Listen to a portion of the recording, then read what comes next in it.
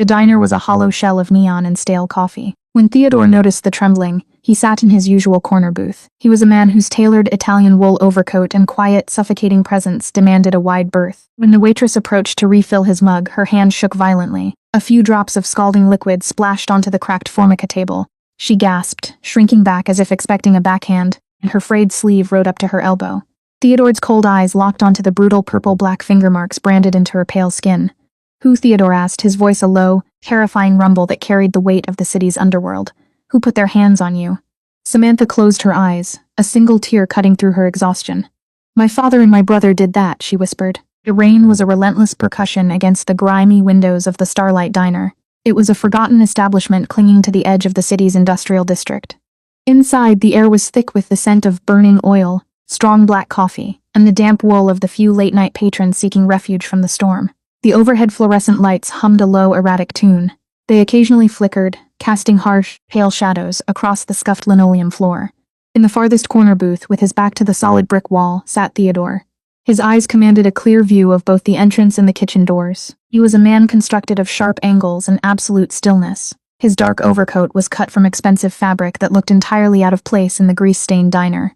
It was draped over his broad shoulders. A silver lighter, engraved with a solitary, intricate crest, rested near his right hand. He didn't smoke inside, but the lighter was a tether to his reality, a small, weighty object he'd occasionally turn over his knuckles when deep in thought. Theodore wasn't a man who frequented places like the Starlight for the culinary experience. He came here for the anonymity. He liked the quiet rhythm of normal lives ticking away, completely oblivious to the empire of shadows he ruled just a few miles away. He was tired. The weight of his syndicate, the constant draining chess game of allegiances, betrayals, and territory had settled deep into his bones. Across the diner, moving with a frantic bird-like energy, was Samantha. She was young, perhaps in her early 20s, but her eyes held the exhaustion of someone who'd lived 3 lifetimes. Her pale blonde hair was tied back in a messy, practical knot, and her faded pink uniform hung loosely on her thin frame. Theodore'd been coming to this diner every Tuesday night for a month, and he'd spent that time quietly observing her. He was a predator by nature and by trade. His survival depended on his ability to read a room, to spot the weakness, the lie, and the hidden blade. What he saw in Samantha wasn't deception, but a profound, paralyzing terror. Tonight the terror was palpable. It radiated from her in waves. As she wiped down the counter, her shoulders were hunched, her head bowed as if trying to make herself as small and invisible as possible. Every time the bell above the main door chimed to announce a new arrival, she flinched. It was a microscopic movement, a sudden tightening of her jaw, or a rapid intake of breath. But Theodore saw it. He watched as she forced a frail, brittle smile for a pair of weary truckers. Her hands moved mechanically to pour their coffee. There was a man at the counter, a loud, obnoxious drunk, whose voice slurred and boomed over the quiet hum of the diner.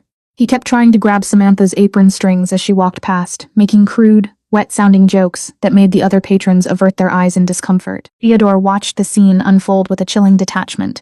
He saw the drunk reach out, his thick, unwashed fingers brushing against Samantha's hip. Samantha froze. Her breath hitched, and the tray she was carrying rattled violently. She didn't yell. She didn't slap his hand away. Instead, she folded inward, her eyes wide and glassy. She was completely paralyzed by a fear that seemed disproportionate to the drunk's clumsy harassment. It was the reaction of a trapped animal. She was someone who'd learned the hard way that fighting back only made the pain worse. Theodore felt a cold, familiar anger uncoil in his chest. It wasn't the fiery, explosive rage of a lesser man, but a freezing, calculated fury. He didn't tolerate indiscipline in his ranks, and he despised those who preyed on the defenseless. It offended his strict, though dark, sense of order. He slowly picked up his silver lighter, the metal cold against his skin. He tapped it once against the formica table. The sound was sharp, akin to a pistol hammer clicking into place. The sound cut through the ambient noise of the diner. The drunk paused, his hand still hovering near Samantha. He turned his heavy head toward the corner booth. Theodore didn't move, he simply stared at the man. Theodore's eyes were dark, flat, and completely devoid of empathy. He projected a silent, suffocating aura of imminent violence. He didn't need to say a word. The message was etched into the lines of his face and the rigid posture of his body. The drunk blinked, the haze of alcohol momentarily piercing through. A primal instinct, the evolutionary alarm that warns a gazelle of a lion in the tall grass, flared in his foggy brain. He slowly pulled his hand back. Swallowing hard, he threw a crumpled dollar bill onto the counter. He muttered a disjointed apology to the air, and stumbled out of the diner, disappearing into the heavy rain. Samantha released a long, shaky breath, leaning heavily against the counter for a fraction of a second before forcing herself upright. She didn't look at Theodore, but she knew what he'd done. She quickly picked up the coffee pot, her knuckles white as she gripped the handle and began her rounds. Theodore watched her approach his table. The rain continued to batter the windows, masking the sound of her footsteps. He noticed the way she favored her left side. He saw the subtle winces that tightened her features with every step. The shadows in the diner seemed to cling to her, highlighting the bruised, hollow rings beneath her eyes. As she stopped at his booth, the scent of vanilla and fear washed over him. It set the stage for a revelation that altered both of their lives irreparably. Samantha approached Theodore's booth with the coffee pot held in both hands, treating it like a fragile bomb. She kept her gaze fixed firmly on the chipped rim of his ceramic mug. Terrified to meet his eyes, the air around this man always felt heavy, charged with a strange static electricity that made her skin prickle. She was grateful for his silent intervention with the drunk at the counter, but gratitude didn't override her deeply ingrained instinct to avoid men who radiated such overwhelming quiet power. "Refill, sir?" she asked, her voice raspy and thin, barely louder than the hum of the overhead lights. Theodore nodded once, a minimal, precise movement. "Please," he said. As she leaned forward to pour the steaming black liquid, a sudden sharp pain flared in her ribs. It was a blinding, breathtaking agony that caused her to gasp and flinch involuntarily. Her hand jerked. The heavy glass carafe clattered against the ceramic mug, and a splash of boiling hot coffee jumped the rim, landing squarely on the polished mahogany surface of the table, mere inches from Theodore's cuff. "Oh God," Samantha choked out, the panic setting in instantly. "I'm so sorry. I'm so sorry. Sir, let me get a towel, please." "I didn't mean to." She was hyperventilating now, stepping back so quickly she almost tripped over her own feet. In her frantic retreat, the long faded sleeve of her uniform snagged on the sharp metal corner of the napkin dispenser. The thin fabric tore with a sickening rip, pulling back all the way to her elbow. Theodore didn't move to wipe away the spilled coffee. His eyes were entirely focused on Samantha's exposed forearm.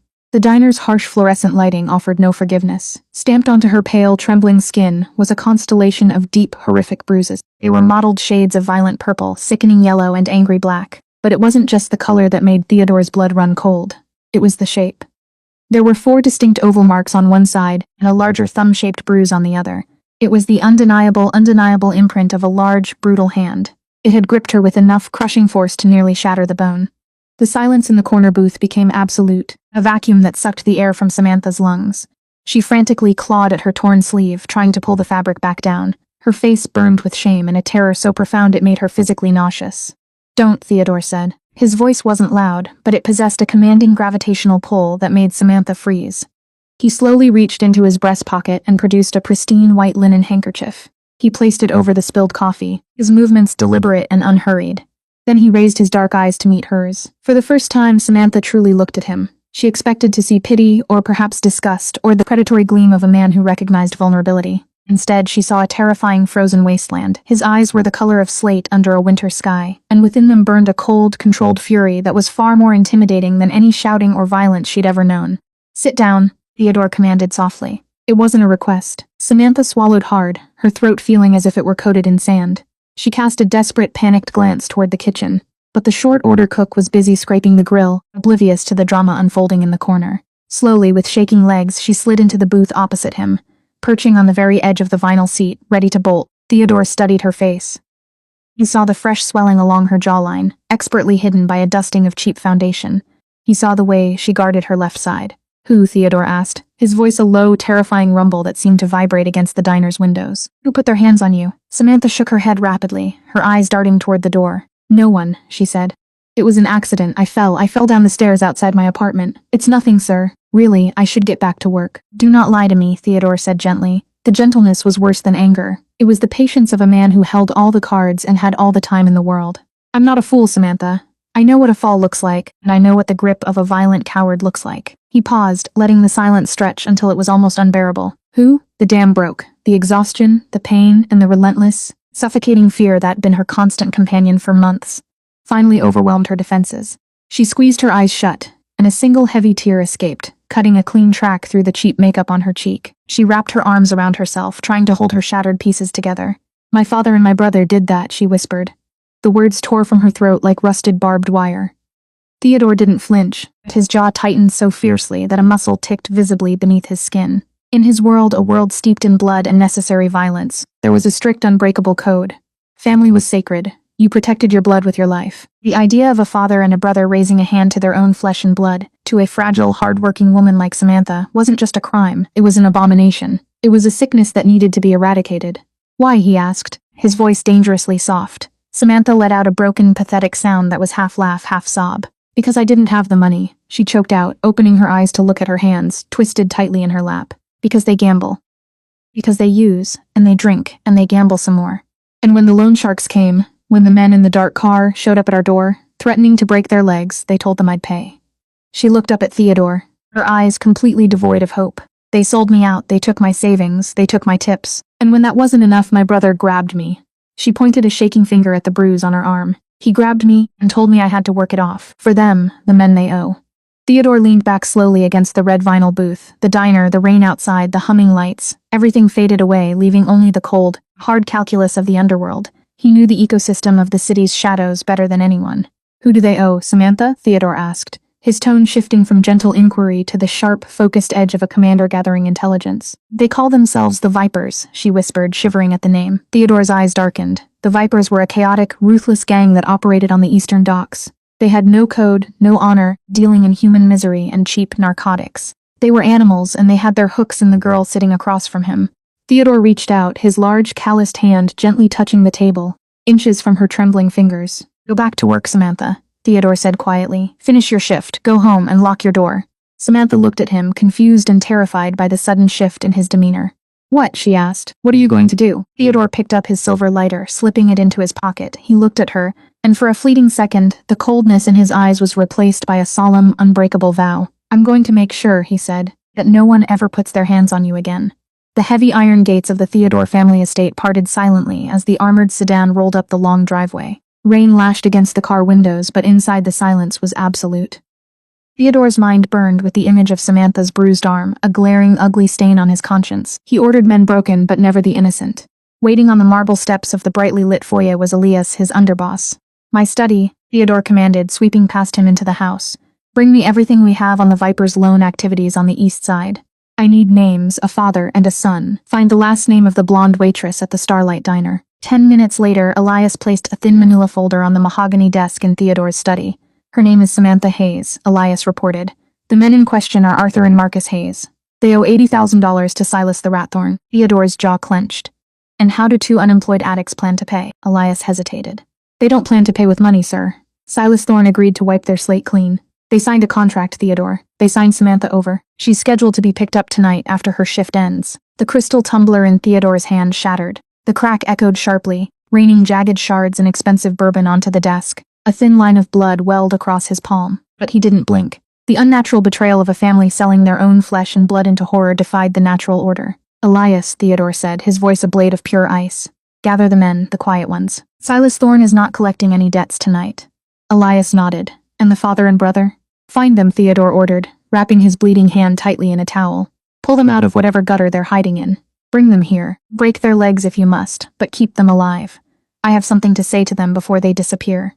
The relentless downpour had turned the alleyway behind the Starlight Diner into a slick, treacherous tunnel of shadows and refuse. The smell of rotting garbage mingled with the metallic tang of rain hitting rusted firescapes. Samantha pushed through the heavy metal back door of the diner. Her shoulders slumped, her entire body aching from the grueling shift. The rusted hinges shrieked in protest, a sound that usually made her wince. But tonight she was too exhausted to care. She pulled her thin, faded trench coat tighter around her frail frame, trying to ward off the biting November chill. The single bulb above the door flickered erratically, casting long, distorted shadows that danced across the wet pavement. She just wanted to get to her ancient, rusted sedan parked at the far end of the alley, lock the doors, and collapse. Her mind kept wandering back to the dark-eyed man in the corner booth, Theodore. She didn't know his name, but the memory of his cold, terrifying promise sent a complicated shiver down her spine. It was a mixture of deep dread and an unfamiliar, microscopic spark of hope. She took 3 steps into the alley when the shadows detached themselves from the brick wall. Shift is over, Sammy, a voice rasped. Samantha froze. The blood drained from her face, leaving her pale as a ghost beneath the flickering yellow light. She knew that voice. It was the sound of her nightmares, the soundtrack to her ruined life. A figure stepped into the meager circle of light. It was Marcus, her older brother. He looked entirely wretched. His clothes were soaked and hung loosely on his gaunt, emaciated frame. His eyes were wide, frantic, and unnervingly bright. It was the unmistakable look of a man high on cheap stimulants and driven by desperate panic. He was shivering violently, but not from the cold. Marcus, Samantha breathed, taking a cautious step backward. Her hand instinctively reached for the heavy metal door she'd just closed, but it had clicked locked behind her. What are you doing here? You know you're not supposed to be here. Change of plans, little sister, Marcus said. his voice a jittery, rapid-fire staccato. He rubbed his face aggressively with trembling hands. Dad and we figured it out. We fixed the problem, but we need your help just one last time, Sammy. Just one last favor for your family. Samantha's heart hammered a frantic rhythm against her bruised ribs. She looked past Marcus, her eyes straining in the darkness. Parked at the mouth of the alley, its engine idling with a low, menacing purr, was a dark, battered van. The headlights were off, but she could see the glow of a cigarette ember from the driver's side window. The Vipers. Panic, cold and sharp as cracked glass, pierced her chest. No, she whispered, shaking her head. No. Marcus, you didn't. Tell me you didn't. Marcus lunged forward, his movements jerky and unpredictable. He grabbed her left arm, the same arm he'd bruised days ago.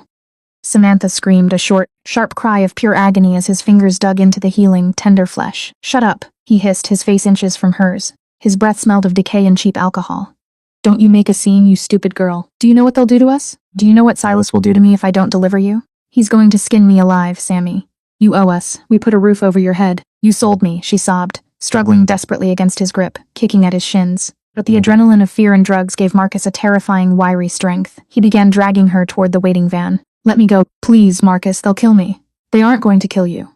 Marcus snarled, ripping her coat as he yanked her forward. They just want you to work it off. It's just a few years, Sammy. You can do it. You're strong now, walk. The van's side door slid open with a heavy metallic clang. Two large men stepped out into the rain. They wore heavy leather jackets adorned with the coiled snake emblem of the Vipers. One held a coil of thick zip ties. The other had a dirty cloth in his hand. They were smiling. Samantha's struggles became frantic, feral. She clawed at her brother's face, screaming for help, praying that someone in the diner would hear. But the rain drowned out her cries, and the heavy brick walls absorbed her terror. She was 10 feet from the van, then 5 feet. The men reached out for her. Suddenly, the mouth of the alley was flooded with a blinding, explosive light. 4 identical, heavily armored black SUVs had silently turned off the main street. Their high-beam halogens pinned the Viper's van against the brick walls like a cockroach under a spotlight. The sheer, overwhelming brightness forced Marcus and the Viper thugs to shield their eyes, momentarily blinding them. Before they could adjust, the doors of the SUVs opened in perfect, synchronized unison. Men poured out into the rain. They didn't yell. They didn't run. They moved with a terrifying, disciplined precision, fanning out to block the alley exit entirely. They wore dark suits under long coats, and the rain gleamed off the suppressed muzzles of the heavy matte black weapons they carried. The Viper thugs froze, the zip ties slipping from their hands. They were street brawlers, bullies who preyed on the weak. They were suddenly entirely out of their depth, staring down the barrel of a highly organized, professional army. Marcus dropped Samantha's arm as if it were on fire, stumbling backward into the brick wall. His mouth opened and closed in silent, wide-eyed terror. Samantha collapsed onto the wet pavement, gasping for air. Clutching her throbbing arm, she looked up through the driving rain. From the lead SUV, a figure emerged. He moved slowly, deliberately, ignoring the storm completely. As he stepped into the glaring halo of the headlights, Samantha recognized the sharp cut of the overcoat, the shadow of the fedora, and the terrifying absolute stillness of his presence. It was Theodore. He walked down the alley, the water splashing around his polished shoes. His men parted for him silently. He didn't look at the Viper thugs, who were raising their hands in desperate surrender, their bravado entirely evaporated. He didn't look at the trembling, pathetic figure of Marcus sliding down the brick wall. Theodore walked straight to Samantha.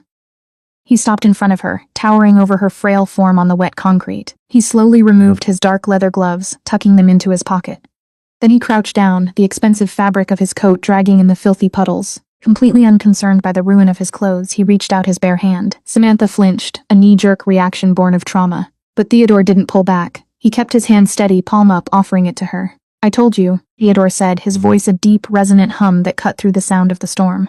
I told you that no one would ever put their hands on you again. Samantha looked at his hand, then up into his slate-gray eyes. The cold, terrifying wasteland she'd seen in the diner was gone, replaced by a fierce, protective steel. Trembling, completely overwhelmed, she reached out and placed her small, bruised hand in his. His grip was firm, warm, and astonishingly gentle. He pulled her to her feet, shielding her from the rain and the terrifying men in the alley with his own body. Put him in the trunk, Theodore said quietly, without looking back. He was looking at Samantha, ensuring she was steady on her feet. 2 of Theodore's men grabbed Marcus by the arms, dragging him, kicking and screaming toward the rear SUV. Sammy, tell them who I am. I'm your brother. Marcus shrieked, his voice cracking in absolute panic. Theodore finally turned his head. He looked at Marcus being shoved into the darkness of the trunk. You were her brother, Theodore corrected, his voice devoid of any human warmth. Tonight you are nothing but a debt. He turned back to Samantha, placing a gentle hand on her uninjured shoulder, guiding her toward his car. Come, he said, it's time to settle your accounts. Sitting rigidly on the burgundy leather sofa in Theodore's study were Arthur and Marcus Hayes. They looked like terrified wet rats dragged into a lion's den. Arthur's hand shook incessantly, clutching a dirty flat cap to his chest. Beside him, Marcus sat in a sullen, terrified silence. Still shivering from the rough handling in the alley, they watched as the heavy oak doors opened and Theodore walked in. The atmosphere in the room instantly plummeted. He wore a crisp, dark suit that accentuated his broad shoulders. He tossed a manila folder casually onto the low table in front of them. Grainy surveillance photos of Arthur at the Viper's underground table spilled out. $80,000 to Silas Thorne, Theodore stated, his voice dangerously cold. You gambled away your house. When the well ran dry, you gambled your daughter. Arthur flinched, his face turning gray. We were desperate. They were going to break my legs. What was I supposed to do? You were supposed to be a father, Theodore said with absolute revulsion. He stopped in front of Marcus, grabbed the front of his soaked shirt, and hauled him to his feet. And you share her blood. Instead of protecting her, you bruised her flesh to save your own coward skin. Theodore shoved Marcus violently backward onto the sofa. Listen to me carefully, Theodore commanded, his eyes narrowing into lethal slits. In my world, a betrayal of blood is punishable by death. If I were acting according to my nature, neither of you would leave this room alive, but killing you would cause her pain. Arthur began to weep, making a pathetic whimpering sound. Please, God, I'll do anything. This is my judgment, Theodore announced. You're leaving the city tonight. You'll be driven to the state line. You'll never contact Samantha again. You'll never step foot within these borders for as long as you draw breath. Marcus stammered in panic. But the Vipers, Silas Thorne will hunt us down. Theodore locked eyes with him, projecting an aura of pure terror. The Vipers are no longer your concern. I'm buying your debt and her freedom. If Silas Thorne comes looking, he'll find me. But if I ever see your faces again, I won't exile you a second time. I will bury you. Am I understood? The sheer absolute certainty of his threat crushed them. They nodded frantically. Elias, Theodore called out. Take them to the border. Strip them of any cash and phones, then prepare the cars. We're paying a visit to the docks. The warehouse on the eastern docks was a rusted corrugated iron monstrosity that stank of dead fish, diesel fuel, and unwashed bodies. It was the nerve center for the Vipers, a gang that operated more like a rabid dog pack than an organized syndicate. Inside the massive space was a chaotic circus of illicit activity. Heavy metal music blasted from blown-out speakers, attempting to drown out the sounds of frantic machinery processing cheap narcotics, and the raucous shouts of men huddled around illegal gambling tables. The air was thick with blue smoke and the sharp chemical tang of their product. At the far end of the warehouse, elevated on a makeshift platform constructed from stolen shipping pallets, sat Silas Thorne, known as the Rat. He was a gaunt, twitchy man with deeply pockmarked skin, a gold-capped tooth, and eyes that constantly darted around the room, full of paranoid, malicious energy. He was currently interrogating a terrified dock worker over a missing crate, casually twirling a rusted butterfly knife between his stained fingers. The heavy loading bay doors at the front of the warehouse didn't just open. They were forced apart with a violent, screeching mechanical groan. The blasting music cut off abruptly. The shouting died down. Every Viper thug in the warehouse turned toward the entrance, hands reaching for weapons tucked into waistbands or resting on tables. Through the opening strode Theodore. He didn't run, and he didn't sneak. He walked into the heart of his enemy's territory with the slow, deliberate stride of a king surveying a conquered, filthy province. He was flanked by Elias and 6 of his most elite men. They wore identical black suits and overcoats, an unnerving, stark contrast to the ragged leather and grime of the Vipers. Theodore's men carried highly customized, suppressed submachine guns. Held at a disciplined, low-ready position, they didn't aim at anyone, but the threat of overwhelming, precise violence was absolute. A heavy, terrified silence descended upon the warehouse. The Vipers were numerous, but they were undisciplined street fighters. They recognized the emblem on Theodore's silver lighter when he casually flipped it open to inspect the flame before snapping it shut. They recognized the man who controlled the city's true underworld. Theodore walked straight down the center aisle, ignoring the thugs who hastily scrambled out of his path. He didn't look left or right.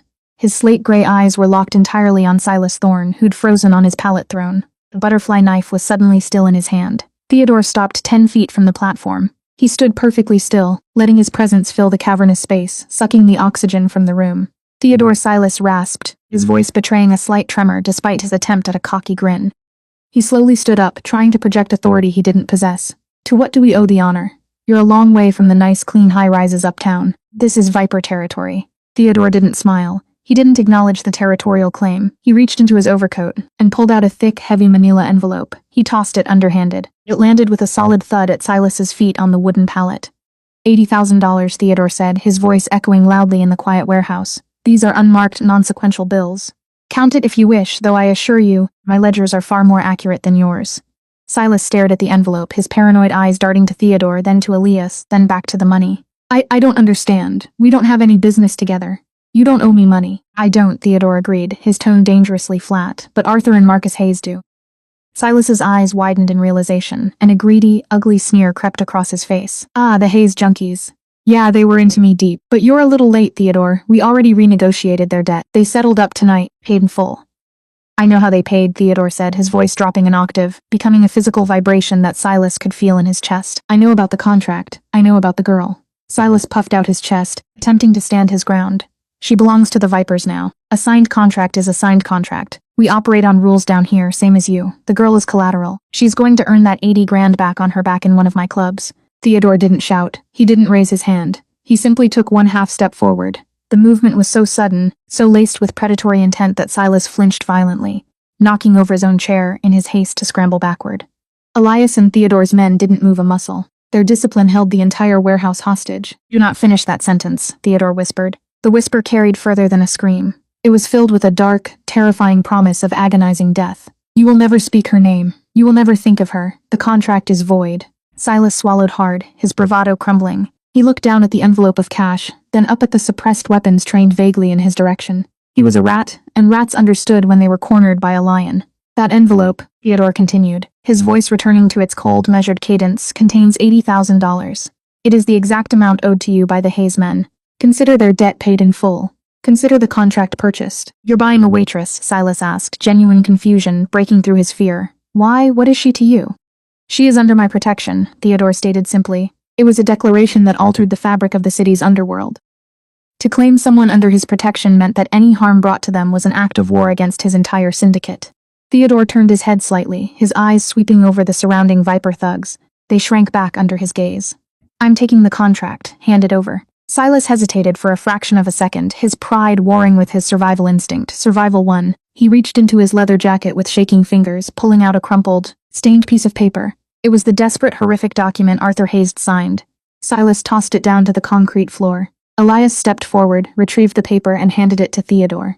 Theodore didn't even look at it. He folded it neatly and placed it in his breast pocket. We're done here, Theodore said. He turned his back on Silas Thorne, a blatant display of absolute disrespect and dominance. Knowing Silas was too cowardly to strike him from behind. As Theodore reached the loading bay doors, he paused and looked over his shoulder. Silas, Theodore called out. Silas jumped.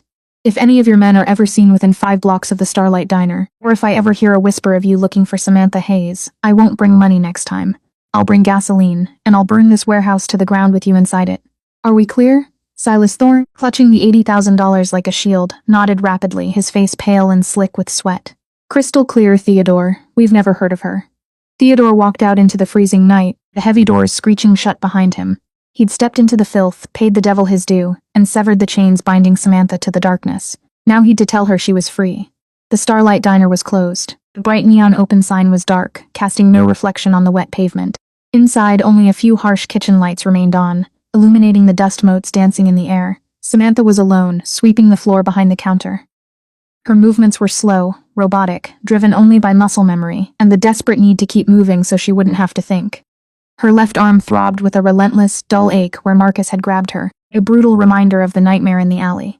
The image of Theodore stepping out of the glaring headlights, his dark coat sweeping over the wet concrete, played on a continuous looping reel in her mind. He'd saved her. The terrifying, quiet man who drank his coffee black and watched the world with dead eyes stepped in front of the wolves and pulled her back from the abyss. But where was he now? What happened to her father and to Marcus? The uncertainty was a heavy, suffocating blanket. She knew with a chilling certainty that men like Theodore didn't perform miracles for free. There was always a cost. She swept a pile of dirt into the dustpan, a tear slipping silently down her cheek, bracing herself for whatever horrible debt she now owed the mafia boss. A gentle tapping on the glass of the front door made her jump, the broom clattering to the floor. She spun around, her heart hammering. Standing outside the locked glass door, barely visible in the shadows of the awning, was Theodore. He was Samantha hesitated, her breath catching in her throat. She slowly walked to the door, her hand shaking as she turned the deadbolt and pulled the heavy door open. The biting wind rushed in, carrying the scent of rain and expensive wool. May I come in? Theodore asked softly. He didn't push past her. He waited for her permission, a small gesture of respect that felt incredibly alien in her world. Yes, of course, sir. Samantha stammered, stepping back to let him enter. She quickly locked the door behind him. Suddenly feeling intensely vulnerable in the empty diner, Theodore stood in the center of the room. He looked exhausted. The sharp, terrifying aura he'd projected in the alley and the warehouse was gone, replaced by a profound, heavy weariness. He reached into his breast pocket and withdrew a folded, crumpled piece of paper. He placed it gently on the nearest table directly under a hanging light bulb. "Sit down, Samantha," he said, gesturing to the booth beside the table. She sat, her eyes fixed nervously on the paper. Theodore remained standing, leaning slightly against the opposite booth, giving her space. "I visited the men on the docks tonight," Theodore began, his voice a low, steady rumble in the quiet diner. "I met a man named Silas Thorne. I believe you're familiar with him." Samantha flinched at the name, squeezing her eyes shut. "Your father and your brother owed him $80,000, Theodore continued, stating the facts with clinical detachment to spare her the emotional brutality of it. "And to erase that debt, they signed a contract. They signed you over to Thorne." Theodore pointed a long, impeccably manicured finger at the paper on the table. "That's the contract." Samantha stared at it. It looked so innocuous, just a stained piece of paper, but it contained the destruction of her life. She felt sick. "I bought it," Theodore said quietly. Samantha's head snapped up, her eyes wide with terror and confusion. You bought it? You paid them $80,000? Her breathing hitched, panic spiraling out of control. "Why? I don't have that kind of money. I can't pay you back. I work 2 jobs and I can barely afford rent. What do you want from me? Please tell me what I have to do." She was hyperventilating, the tears flowing freely now. She thought she'd traded one monster for a richer, more powerful one. She braced herself for the demand, for the price of her soul. "Samantha," Theodore said, his voice sharper now, demanding her attention to stop her panic spiral. "Look at me." She forced herself to look into his slate-gray eyes. They weren't predatory. They were solemn and strangely sad. Theodore reached into his pocket again and pulled out his silver lighter. He snapped it open, a bright yellow flame springing to life. He picked up the contract by the corner, held it over an empty ceramic ashtray on the table, and touched the flame to the paper. Samantha gasped as the paper caught fire. The flames quickly consumed the document, turning the horrific signatures of her father and brother into curling black ash. The ash crumbled into the tray, a literal destruction of her darkest nightmare. Theodore snapped the lighter shut, plunging the table back into relative shadow. "You owe me nothing," Theodore said, his voice returning to a gentle, absolute certainty. "The debt is paid, the contract is ash. Silas Thorne and the Vipers will never look your way again. You're free." Samantha stared at the pile of ash, her mind struggling to process the magnitude of what just happened. "Nothing," she whispered, her voice trembling violently. People don't do things like this for nothing. Why did you do it?" Theodore looked away from her, staring out the dark window at the rain-slicked street. "Because I live in a world governed by monsters, Samantha," he said quietly, almost speaking to himself. "I govern those monsters. I see the worst of what men are capable of every single day. But what your father and brother did, it offended me.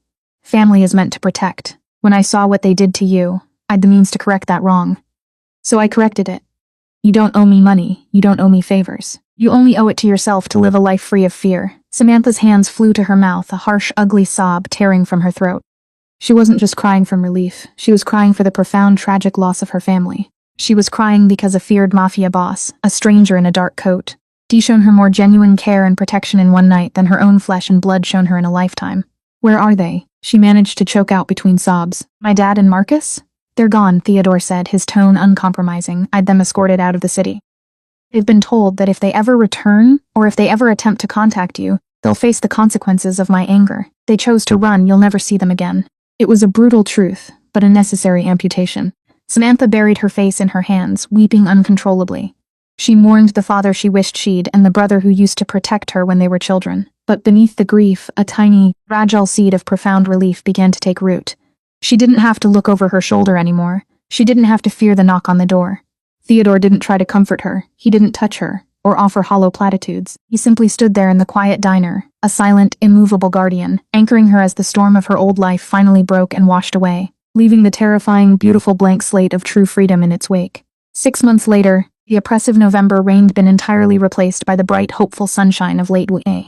The city seemed to soften under its warmth. Samantha stood outside her new corner storefront, the Haven Bakery and Cafe. The past 6 months had been the hardest, yet most profoundly liberating period of her life. The silence left behind by her father and brother was initially deafening, but the Vipers never came. The suffocating terror slowly evaporated, replaced by a tentative peace. She'd quit the graveyard shift, saved every penny from a daytime baking job, and secured a miraculously smooth business loan. As she wiped down the tables inside, she caught her reflection in the glass of the pastry case. The hollow, terrified girl was gone. She stood tall, her posture completely transformed, her bruises long faded. Across the street, parked discreetly under an oak tree, was a sleek black sedan with tinted windows. It appeared a few times a week, a silent, watchful presence. Samantha knew exactly who it belonged to. Initially, the unseen protection made her nervous, leaving her waiting for Theodore to collect his favor. She soon realized the truth. He truly wanted nothing from her. His protection was a shield held at a respectful distance, allowing her to build her life without fear. She looked out the front window. The black sedan was gone. Samantha felt incredibly safe, yet lonely in her gratitude. She'd never properly thanked him. She hoped silently as she dusted the pastries with powdered sugar that one day the terrifying man in the dark'd step into her light just long enough for her to say thank you. The grand opening of the Haven Bakery and Cafe was a quiet, resounding success. For 3 weeks, a steady stream of locals made Samantha's little corner shop their morning ritual. The bell above the door chimed constantly, announcing the arrival of construction workers seeking strong coffee, mothers with strollers buying sweet rolls, and elderly couples sharing a slice of pie. The air was always thick with laughter, the clatter of ceramic mugs, and the overwhelming scent of vanilla and baked butter. It was a Tuesday afternoon, just past the lunch rush. The bakery was quiet, the late afternoon sun painting warm rectangular patches of light on the wooden floor. Samantha was behind the counter, humming softly to the radio as she carefully piped white frosting onto a batch of carrot cupcakes. She was exhausted, a bone-deep tiredness that came from waking up at 4 a.m. every day. But it was a good exhaustion. It was the exhaustion of purpose. The cheerful bell above the door chimed. "Just a minute, I'll be right with you," Samantha called out cheerily. She expertly finished the swirl of frosting on the last cupcake, before wiping her hands on her flour-dusted apron. She looked up, freezing mid-motion. Standing in the doorway, framed by the bright afternoon sunlight, was Theodore. He looked different. The terrifying, sharp-edged aura that defined him in the diner and the alley was muted. He wasn't wearing his heavy, intimidating overcoat, or the fedora that cast shadows over his eyes. Instead, he wore a simple, expertly tailored gray suit, no tie, with the collar of his white shirt slightly open.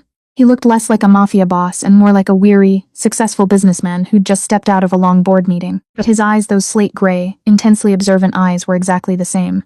The bakery suddenly felt very still. The soft music from the radio seemed to fade into the background. Theodore stepped inside, closing the door gently behind him. He didn't approach the counter immediately. He took a moment to look around the small shop. He observed the freshly painted walls, the meticulously cleaned display cases, and the small, mismatched wooden tables. He took in the smell of the yeast and the sugar. Finally, his eyes settled on Samantha. He saw the flower on her cheek, the genuine light in her eyes, and the confident set of her shoulders. A microscopic softening occurred around his eyes, the closest thing to a smile Samantha'd ever seen on his face. He walked slowly to the counter. Samantha's heart was beating fast, but not from fear. It was an overwhelming surge of profound gratitude. She didn't shrink back. She stood tall, meeting his gaze directly. "Hello, Samantha," Theodore said, his deep voice filling the small space. It lacked the cold rumble of intimidation. It was simply a greeting. "Hello," she replied, her voice remarkably steady. "Welcome to the Haven." Theodore looked down at the display case, studying the neat rows of pastries. "It is a fitting name," he said. "You've built something beautiful here." "I'd a very solid foundation to build it on," Samantha said softly, the weight of her words hanging heavily in the air between them. "Thanks to an investor who cleared the site for me." Theodore met her eyes, understanding the metaphor perfectly. He didn't wave off her gratitude, nor did he boast. He simply nodded once, a quiet acknowledgement of the life he'd saved and the life she'd built. "I'm glad to see you thriving," he said. "I never got to say thank you," Samantha blurted out, the words rushing to the surface. She stepped closer to the counter, leaning in slightly. "Properly, I mean. For the money, for the contract, for my family, for everything. You gave me my life back, and you didn't ask for a single thing in return. I don't know how to ever repay you." Theodore looked at her, his expression serious but gentle. "There's no repayment required, Samantha. As I told you, you owed me nothing. The act itself was the payment." He paused, looking around the bright, sunlit cafe. "My world is complicated. It is dark, and it requires dark actions to maintain order. But sometimes, very rarely, I'm afforded the opportunity to do something purely good. To see this," he gestured to the bakery and then to her, "to see you safe and whole and standing in the light. That's a rare currency in my life. It's more than enough." Samantha felt a lump form in her throat. She realized then the true nature of his unthinkable act. For a man surrounded by brutality and transactional relationships, performing an act of pure, selfless grace was the ultimate rebellion against his own dark nature. "Well," Samantha said, clearing her throat. She forced a watery smile as she reached for a pristine white ceramic mug. "Even if there's no debt, the least I can do is offer you a cup of coffee. Black, right?" Theodore's eyes crinkled slightly at the corners. "Yes, black is fine." She poured the coffee, her hands steady. This was a stark contrast to the trembling girl in the diner who'd spilled boiling liquid on his table. She placed it carefully on the counter. Then she used a pair of silver tongs to select a large, perfectly flaky, chocolate-filled croissant. She placed it on a small plate next to the coffee. "On the house," she said firmly. And if you try to pay for it, I might have to have my own goons throw you out. A short, low chuckle escaped Theodore's lips, a sound so unexpected and genuine it startled Samantha. It transformed his face entirely, stripping away the years and the weight of his crown, revealing the weary human man beneath the myth. I wouldn't dare test your security, Theodore said, his eyes gleaming with a rare quiet amusement. He picked up the coffee mug, inhaling the rich aroma, and took a slow sip. He nodded appreciatively. Excellent. He stood at the counter, a creature of the dark, comfortably resting in the sanctuary of the light. They didn't speak much after that. They didn't need to. The silence between them was no longer filled with terror or intimidation. It was a profound, comfortable quiet born of mutual respect and an unspoken understanding. Theodore finished his coffee and ate the pastry. When he was done, he stepped back from the counter, adjusting his jacket. He looked at Samantha one last time, a silent farewell to the gloom and the girl he'd saved, and a nod of profound respect to the woman she'd become. Take care of yourself, Samantha, Theodore said softly. You too, she replied, her heart full. He turned and walked out the door, the cheerful bell chiming his departure. Samantha watched through the front window as he crossed the street, stepping into the waiting black sedan. The car pulled away, merging smoothly into the city traffic, disappearing back into the shadows. Samantha turned back to her bakery, wiping down the counter where he'd stood. The faint smell of his expensive wool coat lingered for a moment, mingling with the scent of vanilla and fresh bread. She was safe, she was free. And she knew with absolute certainty that, while the city was full of monsters, sometimes the most terrifying monster in the dark was the only one capable of standing guard over the light. The story of Theodore and Samantha is a powerful reminder that heroes rarely come in shining armor.